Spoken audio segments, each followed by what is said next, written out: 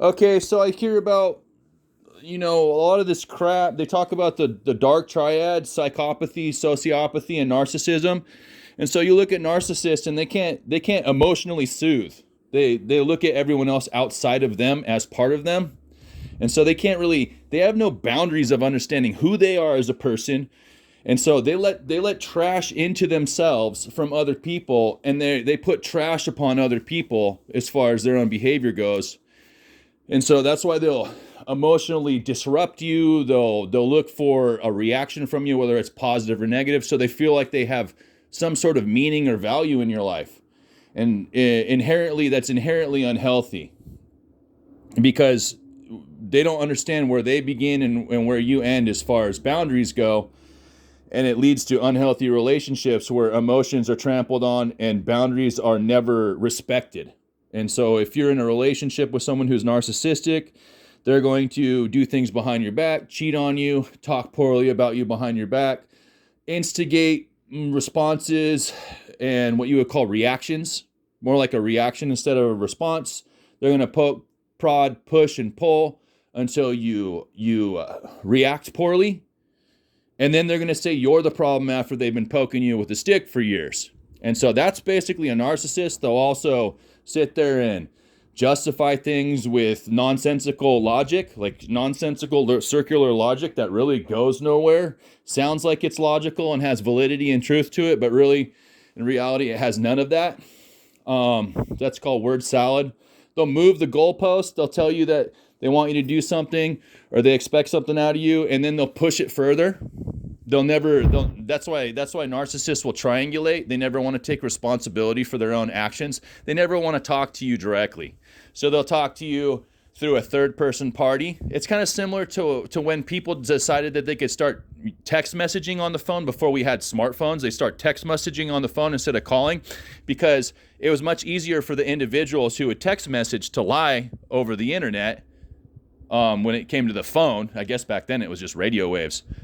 They would lie over text messaging much more easily because you couldn't hear the inflection in the person's voice or the stupidity of the answer to the question that you just asked if you were text messaging them.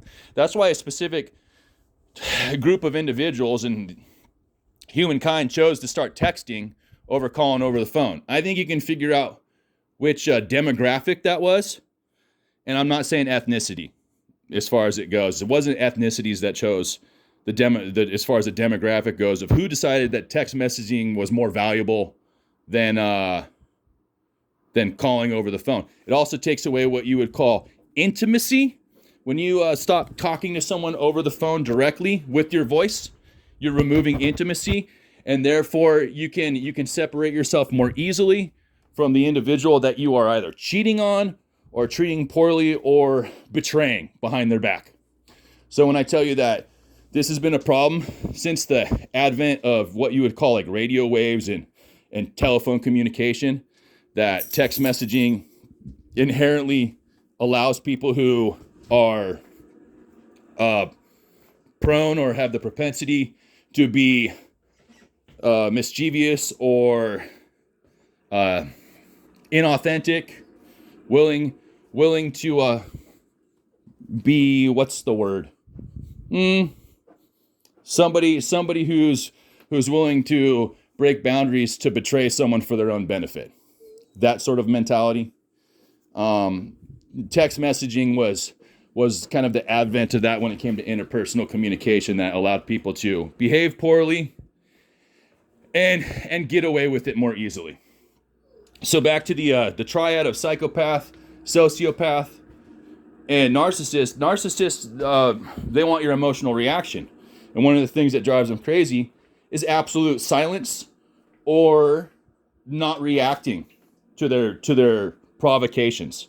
The problem with that is that the very thing that women do is they do a very similar thing to that, and they call that a testing a man's emotions. They call it a shit test, but it's testing a man's emotions when they sense emotional weakness. The problem with that is that psychopaths, they don't respond to that. They do not respond to emotional provocations. So the very thing that women appreciate in the strength of a man is the very thing that psychopaths embody as part of their natural behavior. So when a woman becomes attractive to a man because he doesn't respond emotionally, it's not because he has high emotional intelligence. The guy just might be batshit crazy or part of the dark triad, whatever. Another thing is that there's nature versus nurture responses. If you have a bunch of assholes going by you over the course of years and they're honking horns at random times and harassing you, essentially, if they're doing it for years, they're doing it with the intention of nature versus nurture. This is basic psychology, and this is part of psychology I would consider to be valid in what they teach you. I'm about ready to blow all the doors off the walls of psychology. When you see it, you can't unsee it. So I had these assholes driving by on the highway I live on that have been honking for years. That's to remove my flinch response, which is something that a psychopath doesn't have. They don't have a flinch response, which is why you'll see them as surgeons, as EMTs, as special forces, and they're put in specific positions where a lot of psychopaths out there behave, okay? They behave. But you can actually create someone who has what you would call mimics characteristics of a psychopath by torturing them and harassing them for years by driving by and honking at 3 or 4 in the morning, random intervals, especially when they're doing it in response to what you're doing on your phone. And so when I tell you that these assholes that have been driving by honking for a long time are part of a government scheme to remove my flinch response and blame me for whatever the fuck they have planned, it's pretty fucking obvious. And I've called every fucking government entity out there when it comes to law enforcement, and they won't fucking do a thing about it. I've called, I don't know how many times, that I've got a bunch of assholes who are causing these problems, and they don't do anything. So who's the fucking problem? Who's causing this, and who has enough psychological training to know this sort of thing? It's the fucking government. So that's the thing, is that it's not just the government that's doing it, because why would they have a bunch of assholes doing it? They're not going to be on payroll. So when I tell you that the government's the head of this because they have the psychological understanding of how this works, and then you look at how they've got a bunch of assholes who probably aren't on government payroll but are getting paid one way or another to do this bullshit, it tells you very much that the government's using a criminal organization to harass people, to remove flinch responses and things like that, to blame them for their bullshit. Which is why you'll see in the news a lot of people who probably can't handle this and don't have a high enough intellectual capacity to see what they're doing in advance to try and blame other people for their bullshit and their psychotic behavior, trying to drive people over the edge. And so you'll see a lot of these public events that end up in the news, and I suspect that a lot of these individuals who have gone over the edge and snapped or acted poorly because of years and years of harassment are part of the same problem that I'm seeing in my periphery with the assholes that are around me. So fortunately, when you see this, and you have a lot of good self-control and characteristic behavior of understanding what they're doing, because you've studied and you've been well educating yourself for decades on human behavior and the way people are, you understand what they're doing. So yeah, government's a bunch of assholes, and a lot of the stuff you see in the news and stuff like that is probably caused by the very people who want to pretend like they're the cure to the fucking problem that they're causing. So we'll go back to this. We're born into a cult. Society, Western civilization is a cult. You are born as a baby. Everything's a narcissistic loop. So you're born as a baby. You get love bombed, right? You get love bombed as a baby. Oh, you're so cute. You're either a princess or a prince. And Disney pumps that into your head from a very young age. Okay?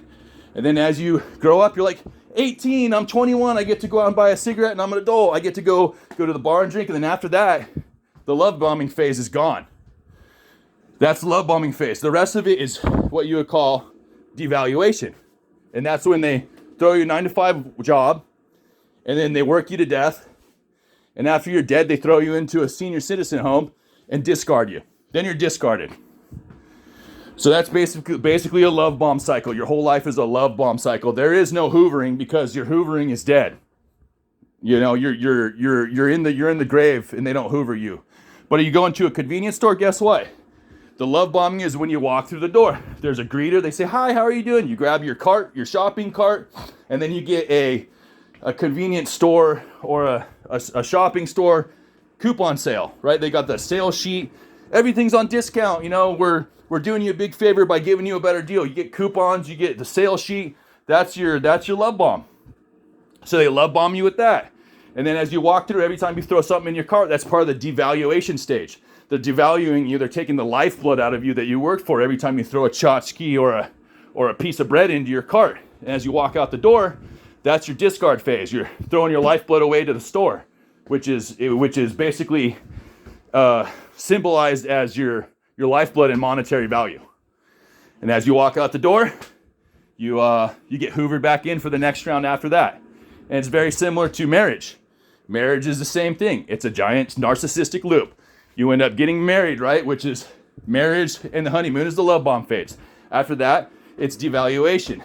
Nothing is the same after you go through a beautiful wedding and a honeymoon.